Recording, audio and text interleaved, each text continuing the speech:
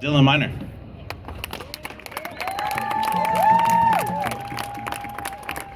Tanishikiawa, Nimuyo Yanda Shinikashon Dylan Miner, Nimushum Tepwash Mitchif, Nimushum Tepwash, Otabamesiwa, Chipanatan Panatangashin, Potagini Minis, Slave Lake, Red River, Dulizan Fante Yawawak.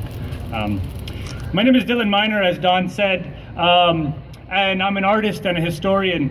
And I'm going to talk for a little bit about the relationship between Line 5, Line 6B, Dakota Access Pipeline, the extraction industry, and all of those things that are a modern day continuation of the appropriation of indigenous lands. So I'm a Métis person, as Don said, and one of our leaders who was hanged for treason in the late 19th century, he's accredited with saying, his name is Louis Riel, and he's accredited with saying that my people will sleep for 100 years, but when they awaken, it will be the artists who give them back their spirit. Yes! So, yes! as an artist, I take that to heart. I take that seriously in everything I do. I take that seriously in relationship to being a parent and a community member. And as a people, us Michif, us Métis peoples, we're known to our Anishinaabe cousins as Wisako de Wininiwag, or the people of the burnt wood, and to our Cree cousins as Otepemisiwak. And the word Otepemisiwak is a word that means the people without bosses. And as an Indigenous person, I also take that very seriously, in that everything I do is about trying to struggle and create a world, an equitable world where there aren't hierarchies.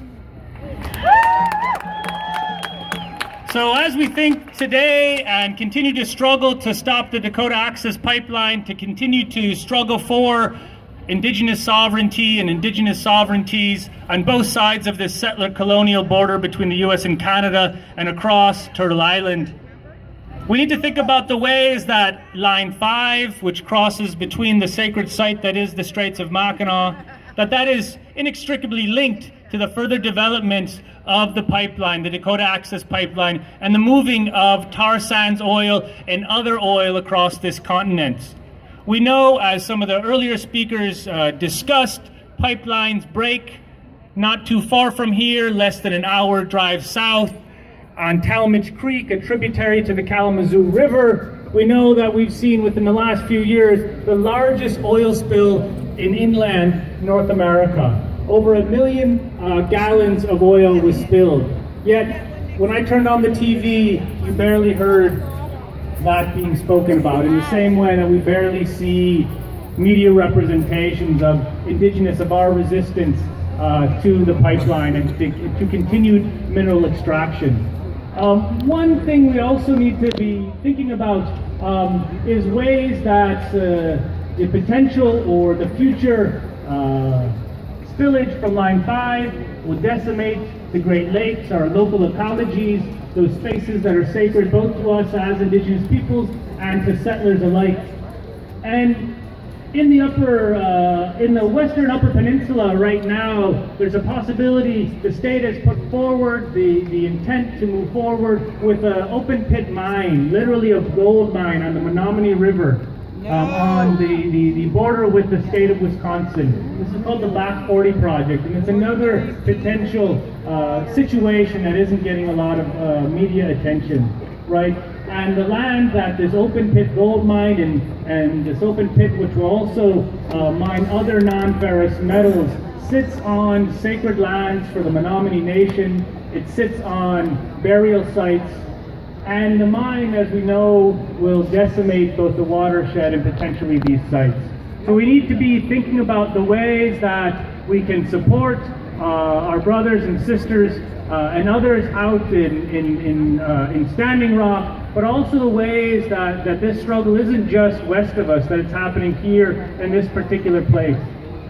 Some of the elders here in Lansing, we have one of the largest communities of fluent Anishinaabe speakers. Many of the teachers throughout the state live here. Many of them are originally from Manitoulin Island, the community at Wikemekong. But in conversations with them, we started calling and thinking about Lansing as Nkwejong, the place where the rivers meet. And when you look historically, when you look back in time, this was always a meeting ground for us as Native peoples. And what I see and I look around today, it continues to serve that function. So while we're here to help stop and to support some struggles out west, it's bringing us together in a beautiful and good way. Before I end, I just want to talk about two words. I'm someone who's interested in language, thinking about the importance of language and the ways that as people we can reclaim our ancestral languages.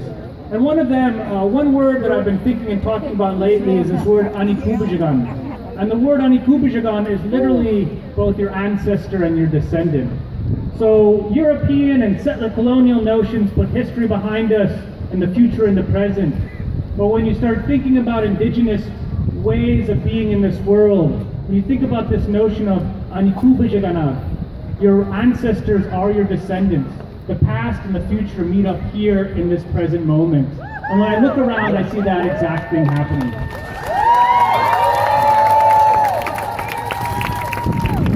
And the other word I want to think about and have you think about is the word mishkiki. That's the word for medicine, which some translated as strength of the earth. But as I think about the continued ongoing ecological destruction that capitalism, that colonial systems wreak upon this earth, I think about the ways that climate change actually impacts the way and the relationship and the way that we have access to these mishkiki, to the medicine. And so while we're here gathering in the Kwejong at this particular site, I want you to think backward and forward and think about the ways that all of that connects here in the present and all of that connects to the earth. So Chimigwech, thank you, and keep the struggle up.